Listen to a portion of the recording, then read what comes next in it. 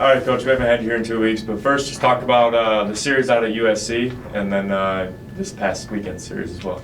Leading up to today, we talked a lot about the history of USC, and it still is what it is until somebody changes that. And we went out first night, didn't play well, lost the free base war early in the game, and the score got away from us. And then, as you and I were talking before this, sophomore Easton Sikorsky, in his first career start, came out and set a tone of first pitch strike and getting ahead and executing pitches and keeping the timing limited on the hitters and keeping them off balance. And all of a sudden, we're in the ball game late, and then the offense answered, and we were able to put some pressure on USC with some offense and the speed that you've noticed in the stolen base department. We were able to etch out a solid win, 8-5, and I think that's a signature win for our program, as we talked about Kathy's win with softball over Arizona State the previous weekend. So to go out, we didn't have any goal of sweep them, or we just want to go out and play well, and we knew winning out there would be big, and then we tried to come out Sunday and win that series, and just had some issues throwing strikes and made a few defensive miscues behind the pitching staff, but all in all, to get a win out there, I was pretty happy about that, and we started playing better. Just obviously first 2 weeks of the season, what have you seen the growth of this team, and what do you think you guys can improve on? Well, we're moving in a better direction on the mound for sure. Our Friday night guy, Brady Miller, struggled opening night at USC with command, which is uncharacteristic of him. I think that's his forte. He was really good this weekend against Alabama A&M, had a really good three-pitch mix working. The slider is elevated in velocity, where we're able to get that thing around 79, 81, and it's becoming more of a power pitch. He's already got a plus changeup, so his arsenal is not only more fine-tuned, it's gone to another level, and we're just hoping Brady can set that tone for us Friday. And Easton is sitting on as a Saturday night guy for us, and he was really good again this weekend with plus command and had the 10 strikeouts at Alabama A&M. Brady had 7. I think between the two of them, we only walked 3 guys and 16 or 17 innings pitched. So they were stellar and really set the tone for the weekend. And obviously our offense had a record-breaking weekend. So I'm seeing better at-bats. I'm seeing better approach in certain counts. I'm seeing better ball and dirt reads from our offensive players, more aggressiveness, stealing bases, which was reflective in the stat line. And then we got a good start out of Jack Zott, who had a big relief appearance at USC. I mean, a big one. And he gave us a quality start in game 2. And then our bullpen did well yesterday, even though we didn't get out of the gate the way we wanted. Kicked it around a little bit. Tough playing surface where we were at Alabama A&M for both teams. But I do like the direction we're going, that's for sure. You talked about Brady and Sikorsky, both sophomores and both pitching really well. Is that somewhat of a calming relief for you, knowing that in Game 1 and Game 2 of the series you have those two guys on the mound?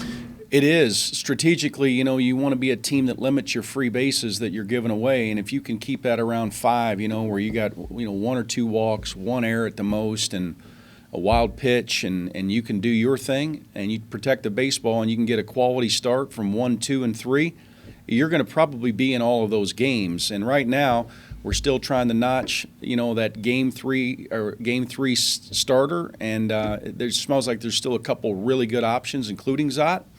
But to have confidence that Brady and Easton are going to go out and execute pitches and get ahead, I think it was between Brady and Easton, we were sitting at nearly 75% first pitch strikes, and where we were at 30% on Friday and Sunday at USC, and Easton was almost 70%. So just attacking hitters and getting ahead puts the at-bat more in your hand instead of the offensive player's hand, which Alabama A&M was unable to do to our guys, and those scores were reflective of that issue.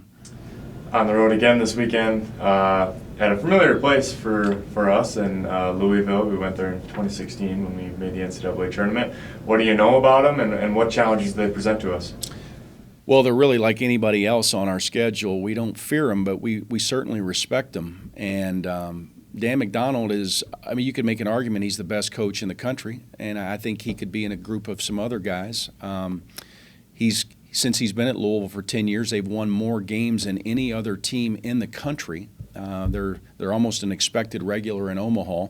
My only disappointment is that I think they're number 3 or 2 instead of number 1. But they're still going to be a number one caliber type team. Their pitching is incredible. I think against Valparaiso this past weekend, their pitching staff recorded nearly 45 strikeouts and only issued 4 walks, and that's against a Missouri Valley team. The Detmers kid that'll go on Friday is a projected first rounder, maybe first or second pick. And then they follow up with Miller on Saturday and then Smith on Sunday. And those guys they've got explosive stuff. So I like it in the fact that it's going to force our offense to really hit the fine detail to be successful. And they're going to have to be ready when they get in the box, and we're going to have to execute everything that we try to do well to cut into them and have a chance to beat them. But it's going to be exciting, and we're looking forward to it. I promise you that. Is it a plus for you to have already been there before, playing a series there in 14, and then obviously the NCAA tournament, just to kind of calm the guys down and say, hey, look, this is nothing new, this is nothing huge, this is just another baseball team, it's another baseball day? There's no doubt about that. I mean, most people know I'm from that area because they make fun of the way I say 5 and 9, but I grew up in that area, so I've got tremendous familiarity. But if you look back at my coaching career now, 19 years as a head coach, I'm not going to go there, but I've never shied away from anyone. When I was at Fort Wayne and now here, I play anyone anywhere, and I've never had a problem with that. And I've tried to stay away from non-Division I games most of my career. So I did this as a test, and we talked about this, I think, in my first interview, that I'm trying to get our guys prepared for what they tell me they want, and they want it worse than anything, and they want to win a championship. And I think you'll find yourself against teams like USC and Louisville and higher caliber of competition to better position yourself to win the ultimate goal of winning the MAC outright. And that's the ultimate goal, and that's going to take something special. That hasn't happened in a while. The championship at Louisville in 16 was unprecedented as well, the first one in history, and that's a big, big deal for our program. But as we try to move into that next step of getting into that upper echelon more than not, Louisville will be a big test to prepare us for that. First couple weeks, has there been any surprises for you as far as a person or a pitcher hitting well or pitching well? No, I'll tell you what I've been excited about, though, is that there was an expectation that we would be good on the bases and that we would be able to steal some bases. As good as Blake Dunn's numbers look, he's still not hit his full stride.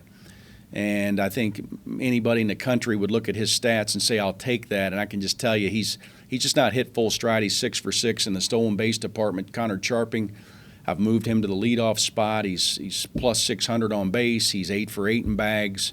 Our short game has been a little bit better than I expected, to be honest with you.